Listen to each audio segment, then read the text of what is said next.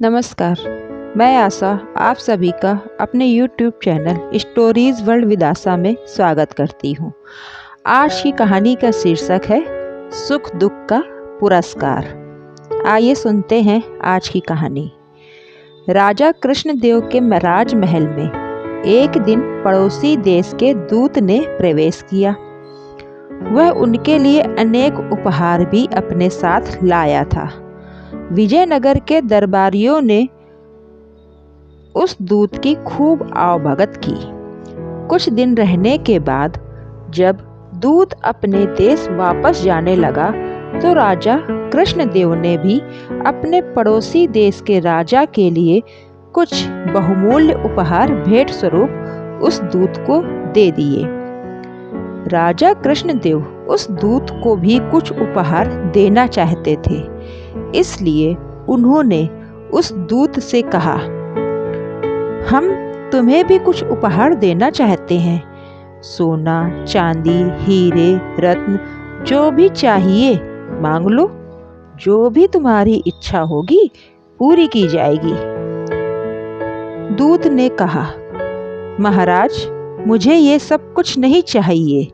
अगर देना ही चाहते हैं तो मुझे ऐसा उपहार दीजिए जो सुख में दुख में हमेशा मेरे साथ रहे और जिसे मुझसे कोई छीन न सके। दूत की ये बात सुनकर राजा कृष्णदेव बुरी तरह से चकरा गए। उन्होंने उत्सुकता भरी दृष्टि से दरबारियों की तरफ देखा। सबके चेहरे पर परेशानी व्याप्त थी। किसी की भी समझ में नहीं आ रहा था कि ऐसा उपहार कौन सा हो सकता है। तब राजा कृष्णदेव को तेनालीराम की याद आई। वह दरबार में ही उपस्थित था। राजा कृष्णदेव ने तेनालीराम से पूछा, क्या तुम ऐसा उपहार ला सकते हो जैसा उपहार इस दूत ने मांगा है? अवश्य महाराज। दोपहर को जब ये दूत महोदय यहाँ से जाएंगे तो वह उपहार इनके साथ ही होगा। दोपहर पर जब दूत अपने देश को जाने के लिए तैयार हुआ तो उसके सारे उपहार एक शाही रथ के अंदर रखवा दिए गए।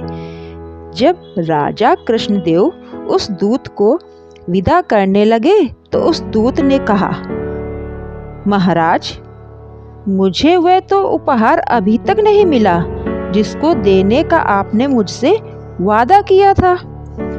राजा कृष्णदेव ने तेनालीराम की तलाश में इधर उधर नजर दौड़ाई। तेनाली उनके निकट ही मौजूद था। उसे देखकर वह बोले, तेनालीराम, तूने वो उपहार लाकर नहीं दिया? इस पर तेनालीराम हंसकर बोला, महाराज, वह उपहार तो इस वक्त इनके साथ ही है, किंतु ये उसे देख नहीं पा रहे। इनसे कहिए कि तनिक पीछे मुड़कर देखे। दूत ने जब पीछे मुड़कर देखा तो उसे कुछ दिखाई ही नहीं दिया। वह बोला, मुझे तो कुछ नहीं दिखाई दे रहा है। तब तेनालीराम मुस्कुराया और बोला, जरा ध्यान से देखिए दूत महोदय, वह उपहार आपके पीछे ही है। आपकी हमसाया अर्थात आपकी परछाई।